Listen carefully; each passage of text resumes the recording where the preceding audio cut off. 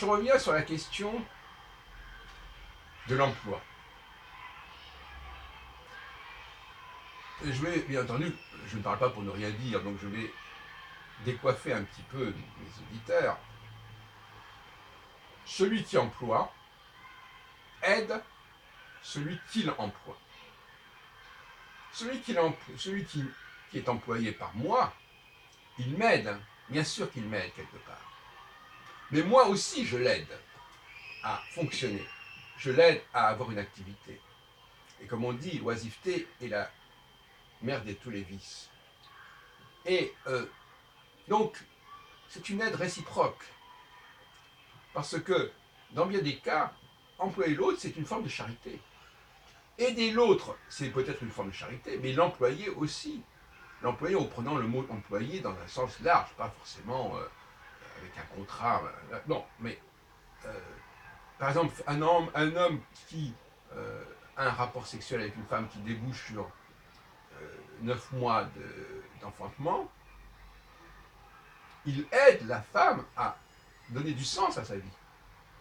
Même si la femme aide l'homme à avoir un enfant. Et c'est un exemple parmi 100 000 autres. Donc, en quelque sorte, si je ne voulais pas aider autrui, je ne l'emploierais pas. Il faut bien comprendre ça. Parce que, dans bien des cas, il faut bien le savoir, on emploie des gens pour nous aider, alors qu'on n'aurait pas vraiment besoin d'aide. C'est pour que ces personnes aient des choses à faire, s'occupent. J'entends un cas, par exemple, pour les contrôles, vous savez, à l'entrée, Vigipirate, etc. On voit des employés qui font leur métier, qui font leur boulot. En les laissant faire leur boulot, on les aide. Parce que, comme ça, ils se sentent utiles. Plus ou moins vrai. Ils se sentent utiles. Et donc, moi, je leur donne du grain à moudre. Je leur donne quelque chose à faire. Il faut qu'ils vérifient mes papiers, etc. Mais ce que j'ai dans les poches, etc. Bon, il y en a qui le font avec un zèle un peu excessif. Mais enfin, en tout cas, ils le font parce que ça leur apporte quelque chose. Alors après qu'ils viennent me dire qu'ils me rendent service, oui, si on veut. Mais moi, je leur rends service en les employant. Et c'est tout le dilemme de l'État, des employeurs en général. Qui aide qui